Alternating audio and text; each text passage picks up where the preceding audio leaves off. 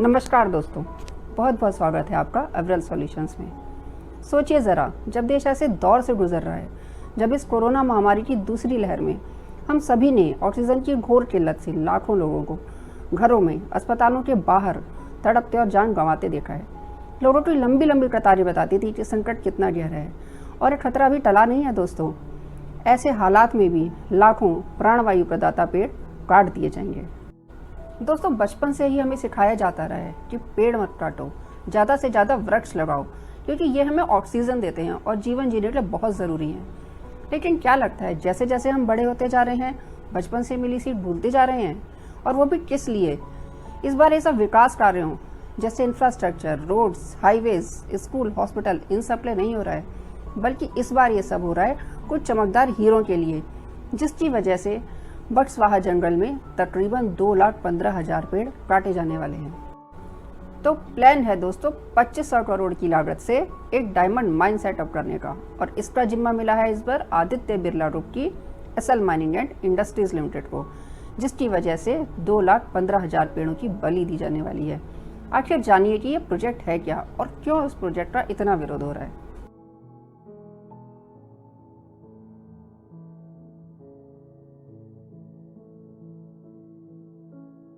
आइए संक्षेप में जानते हैं इस प्रोजेक्ट के बारे में। दिल्ली से तकरीबन 520 किलोमीटर दूर मध्य प्रदेश के छतरपुर जिले में भारत का और संभवतः एशिया का सबसे बड़ा हीरो का भंडार मिला है, जिसको लेकर अब जीवन पर खतरा मंडरा रहा है। छतरपुर जिले के बक्सवाहा जंगल को मध्य प्रदेश सरकार की तरफ से डायमंड माइनिंग के लिए आदित्य बिरला ग्रुप की SL mining and industries limited को 50 साल की लीज पर दिया गया है। इस डायमंड माइन का कुल क्षेत्रफल 364 हेक्टेयर है, जिसमें माइनिंग और अन्य गतिविधियों के लिए 2,15,000 हरे भरे पेड़ों को काटा जाने वाला है। बताया जाता है कि बक्सवाहा जंगल में प्रस्तावित इस बंदर डायमंड ब्लॉक में जमीन के नीचे तकरीबन 3.5 करोड़ कैरेट हीरो का भंडार मौजूद है, और इसकी अनुमानित कीमत तकरीबन 55,000 करोड़ रुपए है, जो प्रसिद्ध पन्ना माइन से 15 गुना ज्यादा बताई जाती है, जहां पर 22 लाख कैरेट हीरे हैं। इस प्रोजेक्ट की कुल लागत 2500 करोड़ रुपए है, जबकि अनुमानित समय सीमा 14 साल है। इस समय अवधि के दौरान 53.7 मिलियन टन किम्बरलाइट ओर, जो कि डायमंड बेरिंग ओर है, 3.5 करोड़ कैरेट की हीरे निकाले जाएंगे।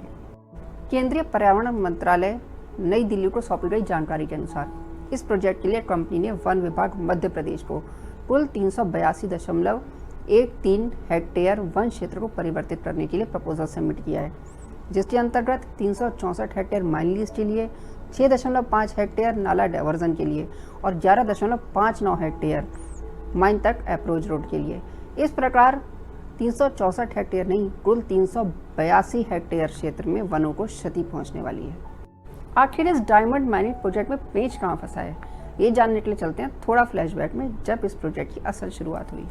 तो कहानी शुरू होती जनवरी 2004 से, जब एंग्लो ऑस्ट्रेलियन माइनिंग दिग्गज Rio Tinto exploration India private limited ये खोज निकालती है कि बक्सवाहा के जंगलों में जमीन के नीचे हीरो का बहुत बड़ा भंडार मौजूद है। इस प्रोजेक्ट को नाम दिया जाता है बंदर डायमंड ब्लॉक, क्योंकि एविडेंटली इस एरिया में बहुत ज्यादा बंदर पाए जाते हैं। अक्टूबर 2010 में रियो टिंटो मध्य प्रदेश सरकार के साथ एक स्टेट सपोर्ट एग्रीमेंट करती है, जिसके अनुसार डायमंड माइनिंग से होने वाले कुल मुनाफे का 10% मध्य प्रदेश सरकार को मिलेगा और 90% जाएगा रियो टिंटो कंपनी को। उस समय रियो टिंटो को माइनिंग के लिए 954 हेक्टेयर एरिया लीज पर दिया गया, और अनुमान लगाया गया कि इससे तकरीबन 5 लाख से अधिक पेड़ काटे जाएंगे। ये वही समय था जब मध्य प्रदेश में कांग्रेस सत्ता पे आसीन थी।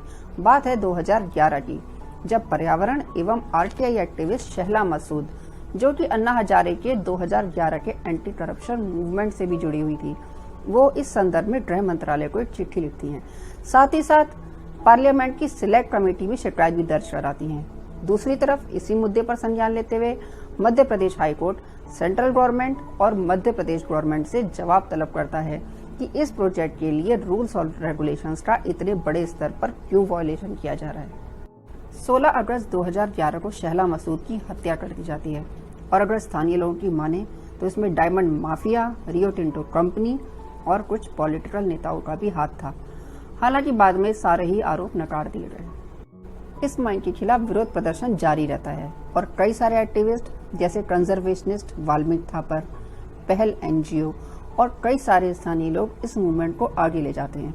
दूसरी तरफ ये प्रोजेक्ट भी धीरे धीरे आगे बढ़ता है, परंतु मार्च 2016 में एक फॉरेस्ट एडवाइजरी कमेटी डिक्लेयर कर देती है कि ये एरिया इनवॉयलेट कैटेगरी में आता है, क्योंकि यह एक समृद्ध वन क्षेत्र है और साथ ही साथ ये टाइगर कॉरिडोर है पन्ना टाइगर रिजर्व और नौराडेही वाइल्ड लाइफ सेंचुरी के बीच। और कुछ इसी से मिलती जुलती रिपोर्ट आती है नेशनल टाइगर कंजर्वेशन अथॉरिटी की तरफ से। तो इस कमेटी की रिपोर्ट के बाद 2016 में सरकार फाइनली इस माइनिंग की परमिशन को रिजेक्ट कर देती है। अगस्त 2016 में Rio Tinto finally give up करती है और इस प्रोजेक्ट से अपने हाथ खींच लेती है। इसके साथ ही साथ बंदर डायमंड ब्लॉक और सारा इंफ्रास्ट्रक्चर मध्य प्रदेश सरकार को हैंड ओवर कर दिया जाता है और फरवरी 2017 में रियो टिंटो अपना सारा सामान बांध के भारत से वापस चली जाती है। इस समय मध्य प्रदेश सरकार में सत्ता पे आसीन भाजपा के मुख्यमंत्री श्री शिवराज सिंह चौहान हालांकि बहुत कोशिशें करते हैं कंपनी को क्लियरेंसेस दिलाने की, मगर कमेटी की रिपोर्ट के आगे सब कुछ नाकाम साबित होता है और ऐसा लगता है कि हमारे पेड़, वन, नदियाँ, टाइगर्स, वन्य जीव और जनजातियाँ सब बचा लिए गए। लेकिन नहीं, मध्य प्रदेश में एक बार फिर से सत्ता परिवर्तन होता है। साल है 2018 का और कांग्रेस सत्ता में फिर से वापसी करती है।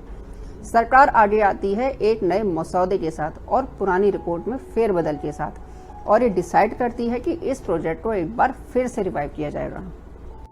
तो बंदर डायमंड ब्लॉक को ऑक्शन पे लगा दिया जाता है और कई बड़ी बड़ी कंपनीज इस बिडिंग में हिस्सा लेती हैं। अंततः आदित्य बिरला ग्रुप की SL mining and industries limited इस बिड के विनर के तौर पर निकलती है और उसे 364 hectare forest land diamond mining के लिए 50 साल की लीज पे दे दी जाती है। दिसंबर 2019 में इस प्रोजेक्ट की कैपिटल कॉस्ट आंकी जाती है 2500 करोड़ रुपए और मौका है दोस्तों 55,000 करोड़ रुपए की कमाई करने का। इस नए कॉन्ट्रैक्ट के हिसाब से डायमंड माइनिंग से होने वाले कुल मुनाफे का 58% जाएगा आदित्य बिरला ग्रुप को और 42% जाएगा मध्य प्रदेश गवर्नमेंट को। लेकिन आप क्यों खुश हो रहे हैं? आपको इससे कुछ भी नहीं मिलने वाला है। तो इसी संदर्भ में EMIL द्वारा 4 फरवरी 2020 को केंद्रीय वन एवं पर्यावरण मंत्रालय में पर्यावरण मंजूरी के लिए प्रपोजल सबमिट कराया गया है। इस प्रोजेक्ट पर भी काम शुरू नहीं हुआ है क्योंकि यह मामला विचाराधीन है। तो दोस्तों आखिर क्या फर्क पड़ने वाला है इस डायमंड माइनिंग प्रोजेक्ट से और कौन कौन प्रभावित होगा? तो आइए सबसे पहले बात करते हैं कि ये बक्सवाहा जंगल खास क्यों है और ये पेड़ हमारे लिए इतने अमूल्य क्यों हैं। दोस्तों इस बक्सवाहा जंगल में कई प्रकार की पेड़ों की प्रजातियां मौजूद हैं, जैसे सागौन, बबूल, पीपल, बरगद, आंवला, अर्जुन, बहेड़ा समेत कई प्रकार के मेडिसिनल प्लांट और अन्य दुर्लभ प्रजातियां भी यहाँ पाई जाती हैं। ये पेड़ और इनसे मिलने वाली लकड़ियाँ यहाँ रहने वाले लोगों की आजीविका का मुख्य साधन है। लगभग 382 हेक्टेयर वन क्षेत्र काटा जाएगा, जिसमें 86 प्रजातियों के 2,15,875 हरे भरे पेड़ शामिल हैं। दोस्तों ये तो सरकारी आंकड़ा है, लेकिन यदि हम स्थानीय लोगों की बात माने तो ये आंकड़ा कहीं ज़्यादा भी हो सकता है और कटने वाले पेड़ों की संख्या 4 से 5 लाख के बीच भी हो सकती है। दोस्तों अभी हाल ही में वेस्ट बंगाल गवर्नमेंट द्वारा एक रेलवे ओवरब्रिज बनाने के लिए 356 पुराने पेड़ों को काटने की इजाज़त मांगी गई, जिससे एक चौंकाने वाला खुलासा हुआ। इस पर सुप्रीम कोर्ट द्वारा गठित कमेटी ने अपनी रिपोर्ट में जो बताया उससे पता चलता है कि ये पेड़ कितने अमूल्य हैं। इस कमेटी की रिपोर्ट के अनुसार एक पेड़ की कीमत हर साल 74,500 रुपये बढ़ती है, जिसमें से अकेले ऑक्सीजन की कीमत 45,000 रुपये और बायो फर्टिलाइजर्स की कीमत तकरीबन 20,000 रुपये है। साथ ही अगर कोई पेड़ 100 वर्षों से पुराना है, एक हेरिटेज वृक्ष है, तो उसकी कीमत 1 करोड़ रुपए से अधिक भी हो सकती है। इस हिसाब से वेस्ट बंगाल में ओवरब्रिज बनाने के लिए जिन 356 पुराने पेड़ों को काटा जाना था, उनकी कुल कीमत 2.2 अरब रुपए आंकी गई, जो कि इस परियोजना की कुल लागत 1.5 अरब रुपए से ज्यादा थी। ऐसा अनुमान है दोस्तों कि इस डायमंड माइनिंग प्रोजेक्ट से तकरीबन 7 से 8,000 ट्राइबल्स की आजीविका पर बुरा असर पड़ने वाला है। यहाँ तकरीबन 35% आबादी अनुसूचित जाति व जनजातियों की है, जो आर्थिक रूप से इन वनों पर ही निर्भर हैं।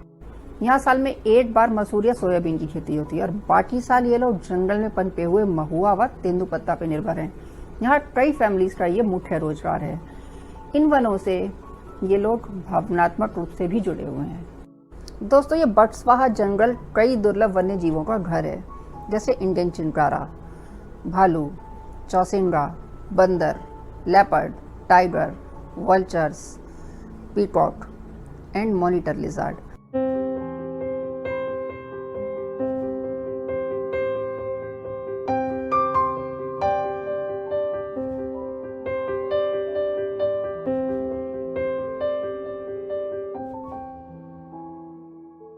अब इस एनवायरमेंटली सेंसिटिव एरिया में इतने बड़े स्तर पे माइनिंग प्रोजेक्ट सेटअप करना सीधे सीधे इन प्रजातियों के हैबिटेट डिस्ट्रक्शन को बढ़ावा देगा और इसके साथ ही साथ मैन एनिमल कॉन्फ्लिक्ट बढ़ने के पूरे आसार हैं।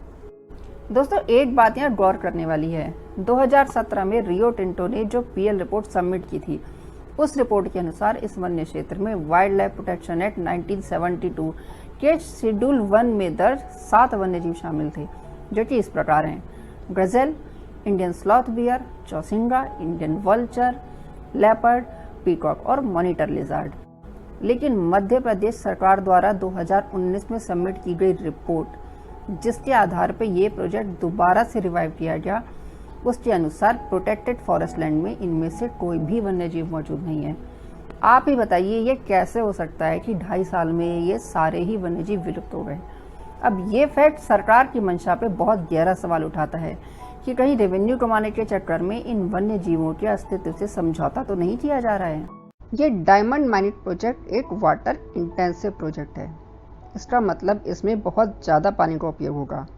माइनिंग एक्टिविटीज़ और प्रोसेसिंग प्लांट के लिए पानी की कुल खपत 16,050 क्यूबिक मीटर प्रतिदिन होगी। 1 क्यूबिक मीटर बराबर 1000 लीटर। इस हिसाब से हर साल तकरीबन 590 करोड़ लीटर पानी खर्च होगा। आपको बता दें कि बुंदेलखंड एरिया सूखाग्रस्त इलाका है। यहाँ पर पहले से ही जल संकट है।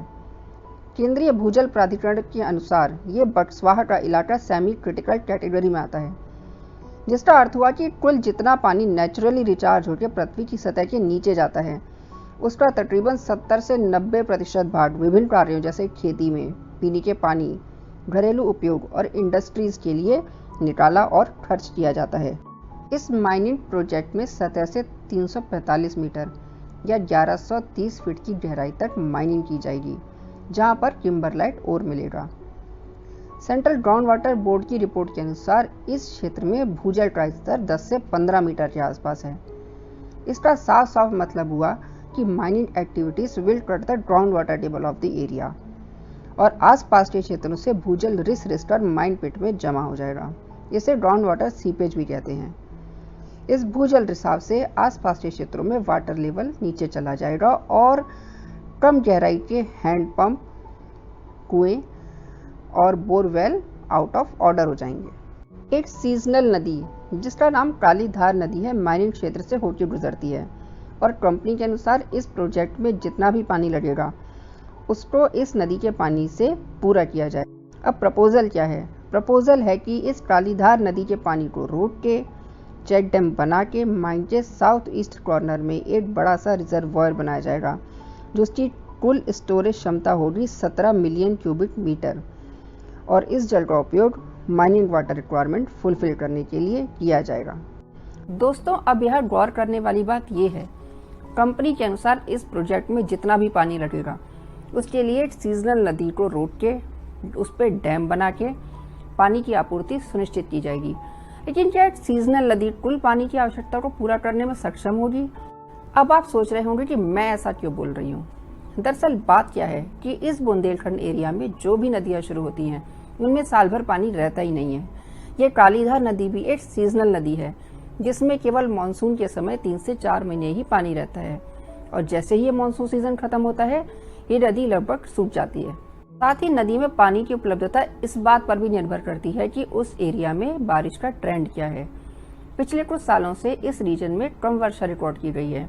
इंडिया मेट्रोलॉजिकल डिपार्टमेंट IMD के अनुसार साल 2018 में सामान्य से 10% कम, साल 2019 में सामान्य से 27% कम और साल 2020 में सामान्य से 24% कम वर्षा रिकॉर्ड की गई है। अब इससे ये डर पैदा होता है कि अगर ये सीजनल नदी कंपनी की पानी की ज़रूरत को पूरा नहीं कर पाती है तो अंततः कंपनी इसके लिए ग्राउंड वाटर रिसोर्सेज पर ही निर्भर हो जाएगी। तो कुल मिलाकर दोस्तों एक भ्रम की स्थिति है। पानी की उपलब्धता के साथ साथ पानी की गुणवत्ता भी एक महत्वपूर्ण पहलू है। अभी डायमंड एक्सट्रैक्शन केवल एक मैकेनिकल प्रोसेस नहीं है, इसमें पानी के साथ साथ कई तरह के केमिकल्स का उपयोग होता है और इस पूरी प्रक्रिया के दौरान ये केमिकल्स लीक हो जाते हैं और पानी में घुल जाते हैं। अब अगर आप इस पानी को ट्रीट भी कर लें तब भी कुछ मात्रा में ये केमिकल्स मौजूद रह ही जाते हैं और इनका दीर्घकालीन असर मनुष्यों पर, जानवरों पर और एनवायरनमेंट पर पिछले कई मामलों में देखा गया है। दोस्तों आप मेरी माने तो इस डायमंड माइनिंग प्रोजेक्ट के आने से हालात और ज़्यादा बुरे होने वाले हैं। इस इलाके में रहने वाले स्थानीय लोग और ट्राइबल पॉपुलेशन दोनों ही खेती और दैनिक उपयोग के कार्यों के ग्राउंड वाटर रिसोर्सेज पर ही निर्भर है। जैसा कि हम पहले भी बात कर चुके हैं कि माइनिंग सतह से 345 मीटर नीचे तक होगी। इससे होने वाले ग्राउंड वाटर सीपेज से डाउन स्ट्रीम एरियाज में ग्राउंड वाटर डिप्लीशन शुरू हो जाएगा और पानी का स्तर धीरे धीरे नीचे ही जाता जाएगा और इसके साथ ही सीजनल स्ट्रीम पे डैम बना के उसका पानी भी रोक दिया जाएगा। इसका साफ साफ मतलब है कि चाहे वो हमारे वन्य जीव हों या ट्राइबल पॉपुलेशन, आने वाले समय में पानी की भारी किल्लत होने वाली है। अब सरकार इस प्रोजेक्ट को लेकर क्या दावे कर रही है, क्या आउटपुट निकलेगा इस प्रोजेक्ट का और क्या फ़ायदा मिलेगा आपको और हमें, आइए इस पे बात करते हैं। सरकार का दावा है कि इस माइनिंग प्रोजेक्ट के आने से तकरीबन 400 लोगों को प्रत्यक्ष और अप्रत्यक्ष रूप से रोजगार मिलेगा। रोजगार से यहाँ मतलब है लेबर, जो कि इस डायमंड माइन में काम करेगी और उसके लिए उसे मंथली सैलरी दी जाएगी। लेकिन लोकल कम्युनिटी को यहाँ पर कितना प्रेफरेंस दिया जाएगा ये अभी तक क्लियर नहीं है। और ये भी कि जो ट्राइबल पॉपुलेशन इन वनों में दशकों से रह रही है, इन वनों से जुड़ा हुआ अपना पुराना काम छोड़ के क्या इस डायमंड माइन में एक लेबर बन के काम करना पसंद करेगी। साथ ही सरकार ये दावा भी करती है कि इस माइनिंग प्रोजेक्ट में जितने पेड़ काटे जाएंगे उससे कहीं ज्यादा पेड़ लगाए भी जाएंगे। माइनिंग कंपनी की ओर से पर्यावरण मंत्रालय को सौंपी गई जानकारी के अनुसार माइन ली से तकरीबन 3.2 किलोमीटर की दूरी पर दुगासरा गांव के पास 383 हेक्टेयर भूमि पर क्षतिपूर्ति वृक्षारोपण को प्रस्तावित किया गया है। अब मध्य प्रदेश के खनिज मंत्री बीजेपी के ब्रजेश प्रताप सिंह का क्या कहना है। वो कहते हैं कि ये खीरा खदान बिगड़े वन में है, अगर 2 लाख पेड़ काटे जाएंगे तो 4 लाख पेड़ लगाए भी जाएंगे।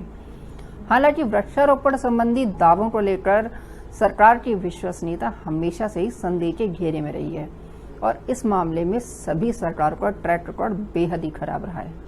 जो इस प्रोजेक्ट का मेन आउटपुट है, जो यहाँ माइन से निकलेगा, वो है डायमंड्स। लेकिन जो डायमंड्स यहाँ बनेंगे उसका हमारे देश और एक आम नागरिक को क्या फायदा मिलेगा। डायमंड बेसिकली एक डेकोरेटिव लग्जरी आइटम है और मुश्किल से 1% उच्च वर्ग के लोग ही इसका उपयोग करते हैं। डायमंड एक ऐसी चीज है जिसकी वैल्यू क्रिएट की गई है। हीरा है सदा के लिए, ऐसा बोल बोल के आपके और हमारे दिमाग में बिठा दिया गया है। लेकिन हीरा कोई ऐसी चीज नहीं है जिसके लिए इतने पेड़ काटने पड़े। माइनिंग ही की जाए, इस हीरे को लैब में भी बनाया जा सकता है और वो भी अच्छी क्वालिटी का। जी हाँ, सही सुन रहे हैं आप दोस्तों। बेसिकली डायमंड कार्बन का एक स्ट्रक्चर है जिसे लैब में बनाया जा सकता है और ये सस्ता भी पड़ता है।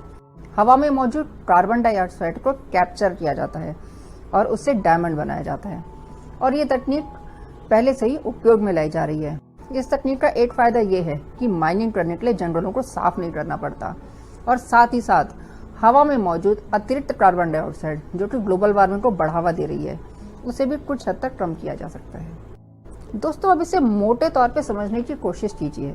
हमारे देश में जो भी नेचुरल रिसोर्सेज हैं, हमारे पेड़, जंगल, नदियां, पहाड़, इन सब पे देश के समस्त नागरिकों का अधिकार है। जी हाँ, आपका और हमारा। ये पेड़ हमें ऑक्सीजन देते हैं। लेकिन असल में हो क्या रहा है, सत्ता में बैठी पार्टी ये तय करती है कि ये जंगल एक प्राइवेट कंपनी को दे दिया जाए जिससे वो कंपनी अपना मुनाफा निकाल सके। 58% मुनाफा जाएगा कंपनी के पास, 42% मुनाफा जाएगा सरकार के पास। लेकिन सवाल वहीं का वहीं है, आपको और हमें क्या मिला, एक आम नागरिक को क्या मिला। सत्ता में बैठे चंद लोग हमारे नेचुरल रिसोर्सेज को नीलाम करते जा रहे हैं और उसका फायदा चंद पूंजीपतियों को हो रहा है। लेकिन इसके एवज में नुकसान कितना हो रहा है, इसका सही आकलन भी जरूरी है। तो दोस्तों इस सब के बीच एक बड़ी राहत की खबर भी आई है जिससे जंगल बचाने की मुहिम में लगे हुए लाखों करोड़ों लोगों की उम्मीदों को एक नई किरण मिली है। डॉक्टर पीजी नाजा पांडे, जो कि जबलपुर निवासी हैं और नागरिक उपभोक्ता मार्गदर्शक मंच से जुड़े हुए भी हैं, उन्होंने खनन अनुमति निरस्त करने की मांग वाली एक याचिका राष्ट्रीय हरित प्राधिकरण नेशनल ग्रीन ट्रिब्यूनल में लगाई थी। इस संदर्भ में सुनवाई करते हुए एनजीटी ने 1 जुलाई को अगला आदेश आने तक बटस्वाहा फॉरेस्ट में सभी तरह की माइनिंग एक्टिविटीज पर रोक लगा दी है और स्टेट गवर्नमेंट से सुनिश्चित करने के लिए कहा है कि वन मंत्रालय से अनुमति मिलने तक बटस्वाहा फॉरेस्ट में एक भी पेड़ न काटा जाए। साथ ही ट्रिब्यूनल ने केंद्र सरकार, राज्य सरकार, वन मंत्रालय और माइनिंग कंपनी को नोटिस जारी करते हुए 4 सप्ताह के अंदर जवाब दाखिल करने को भी कहा है। इस संबंध में अगली सुनवाई अब 27 अगस्त को होगी। बेशक दोस्तों, इस डायमंड माइनिंग प्रोजेक्ट के आने से देश में डायमंड का एक्सपोर्ट कई गुना बढ़ जाएगा, रेवेन्यू जनरेशन भी बढ़ेगा, देश की जीडीपी भी बढ़ेगी और देश का विकास भी होगा। लेकिन एक बड़ा सवाल ये है कि क्या आप और हम ऐसा ही विकास चाहते हैं जिसके नाम पे कई लाखों पेड़ काट दिए जाएं, करोड़ों लीटर पानी की बर्बादी हो और कई दुर्लभ प्रजाति के पेड़ पौधे और वन्य जीव गायब हो जाएं। दोस्तों, इस विकास की आड़ में हमेशा से ही पर्यावरण का विनाश होता है और इनका संरक्षण कहीं पीछे छूट गया है। दोस्तों, खतरे की घंटी साफ साफ सुनाई दे रही है। आज ये आपकी और हमारी जिम्मेदारी है कि हम जंगल बचाने की इस मुहिम को आगे बढ़ाएं, अपने पर्यावरण को बचाने के लिए।